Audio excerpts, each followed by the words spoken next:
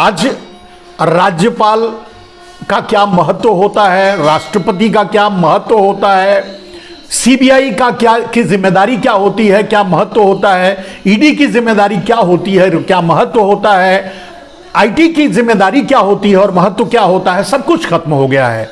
सब एक पार्टी यानी मोदी जनता पार्टी यानी मोदी के समर्थन में सब एकदम साष्टांग बिछे पड़े हैं, सांसद से लेकर मंत्री से लेकर।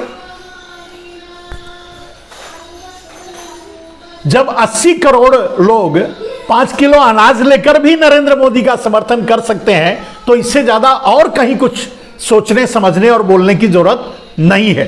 वैसे करते नहीं है, यह तो दिखाया जाता है।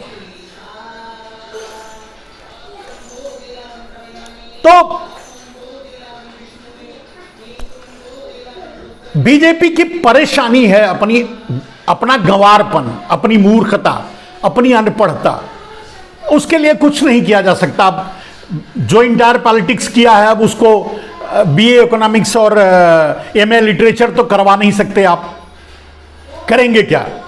वो जो कर रहे हैं वही करते रहेंगे, आगे भी नासमझी में कुछ भी बोलते रहेंगे। उनको बोलना है। एक और रिज्जू भाई, वो कौन से हैं, क्या हैं पता नहीं, किरण रिज्जू, शायद रिज्जू कुछ हैं, ऐसे ही कुछ हैं, मंत्री हैं वो भी, पता नहीं कौन से मंत्री हैं, मुझे तो नहीं मालूम। वो राहुल गांधी को अभी भी पप्पू मानते हैं, राहुल गांधी को अभी भी पप्पू मानते हैं। और वो तो ये यहां तक कहते हैं कि देश तो पप्पू मानता ही है, विदेश वाले नहीं जानते होंगे कि राहुल गांधी पप्पू है। एक पप्पू जिसे आप पप्पू साबित करने निकले या साबित करने की कोशिश कर रहे हो, एक आदमी को पप्पू साबित करने में आप लोगों का क्या हाल हो रहा है, ये आपके बयान ही बताते हैं। आप जो बोलते हो उससे ही पता चलता है कि एक पप्पू आप पर कितना भारी पड़ रहा है।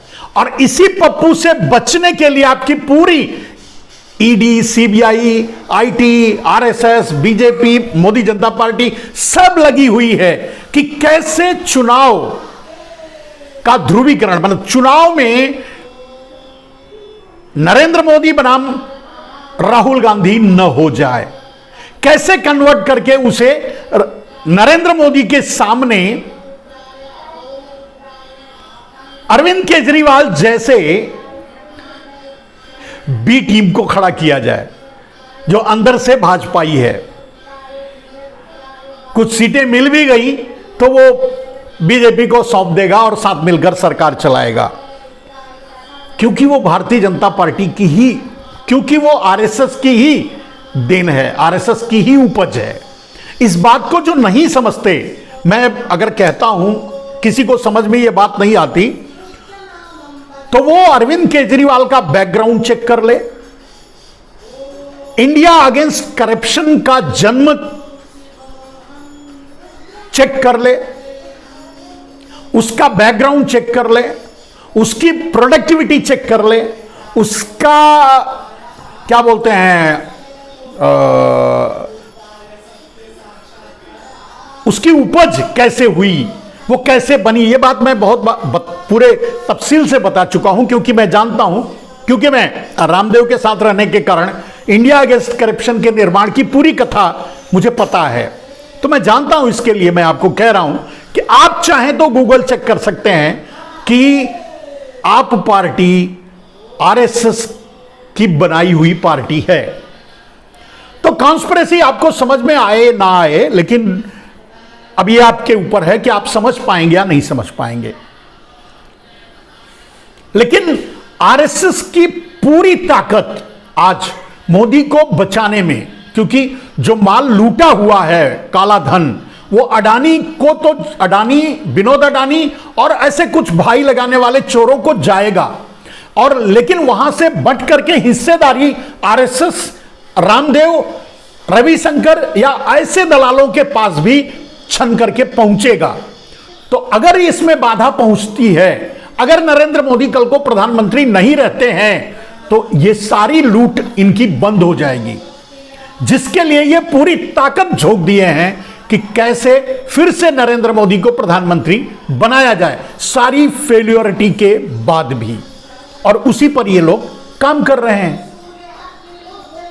तो अगला सबसे बड़ा जो इनका मिशन है, आज मोदी जनता पार्टी, भारतीय जनता पार्टी उसे कह सकते हैं, मोदी जनता पार्टी मैं कहता हूं, आज मोदी जनता पार्टी, आरएसएस या उससे जुड़े हुए लोगों का मिशन क्या है? अगर ये नरेंद्र मोदी को आगे रखकर चुनाव लड़ते हैं तो इनका मिशन क्या है? सबसे बड़ा मिशन, क्योंकि नरेंद्र मोदी फेल हुए हैं, ऑल अराउंड फेल हुए हैं, हर चीज में फेल हुए हैं, गरीबी में, बेरोजगारी में, महंगाई में, भूखमरी में, हर चीज में। अब नरेंद्र मोदी, मैं तो कहता हूं कांग्रेस को नरेंद्र मोदी के नारे चुराने नहीं चाहिए, नरेंद्र मोदी के नारे का इस्तेमाल करना चाहिए, सीधा सीधा। बहुत हुई महंगाई की मार, अब की बार कांग्रेस सरकार। बहुत हुई महिलाओं पर अत्याचार, अब की बार कांग्रेस सरकार। बहुत हुआ पेट्रोल डीजल की मार, अब की बार कांग्रेस सरकार। उन्हीं का नारा सामने रख देना चाहिए, मैं समझता हूं ऐसा करना चाहिए। और इसमें ज्यादा टीका टिप्पणी होगी, ज्यादा छीछालेदर भी होगी, ज्यादा मजा भी आएगा और लोग समझ भी पाएंगे, ठेठ में अगर कहें तो आरएसएस और मोदी जनता पार्टी का और मोदी जनता पार्टी से जुड़े हुए लोगों का पूरा कंसंट्रेशन, पूरी की पूरी ताकत उनकी कहां है कि नरेंद्र मोदी बनाम राहुल गांधी कहीं हो न जाए। अभी रिज्जू भाई कहते हैं कि राहुल गांधी तो पप्पू हैं, देश में जानते हैं, बाहर भी जानने लगे, जान जाएंगे, चलो वैसे ठीक है। तो अब पप्पू से इतनी डर क्या है? तो फिर अगला चुनाव हो जाने दो, नरेंद्र मोदी बनाम राहुल गांधी, अगला चुनाव नरेंद्र मोदी बनाम राहुल गांधी। आप मेरे इस बात को याद रखिएगा, अगले साल भर या 1.5 साल के बाद जब भी चुनाव होगा, इतने दिनों में मोदी जनता पार्टी, आरएसएस और इनके पूरे गुर्गे गैंग सब सर के बल खड़े हो जाएंगे कि किसी भी तरह से मोदी बनाम राहुल चुनाव ना हो, किसी तीसरे को घुसेड़ा जाए। और यह साजिश है जिसके लिए मनीष सिसोदिया की गिरफ्तारी, शायद आगे अरविंद केजरीवाल की भी गिरफ्तारी करें, ये उनको हाईलाइट करने के लिए, उनको प्रचार देने के लिए, यह भी हो सकता है। आप इसे मान के चलिए, अगर ये अरविंद केजरीवाल की भी गिरफ्तारी करते हैं किसी न किसी छोटे मोटे बहाने, कोई सजा तो होगी नहीं, क्योंकि कोई अपराध किए हैं नहीं किए हैं पता नहीं, मैं कोई जज तो नहीं हूं कि जजमेंट दे सकूं, लेकिन कॉन्स्पिरेसी को मैं समझता हूं। तो अरविंद केजरीवाल को भी एक गिरफ्तार होंगे, और अरविंद केजरीवाल की भी गिरफ्तारी अगर होती है तो इस बात की पुष्टि होती है कि इनका इरादा क्या है। किसी भी तरह से मोदी बनाम अरविंद केजरीवाल ये करना चाहते हैं, इसीलिए इन्होंने पंजाब में आप पार्टी को वॉकओवर ही नहीं दिया, ईवीएम हैक करवा करके आप पार्टी को जितवाया और सरकार बनवाई।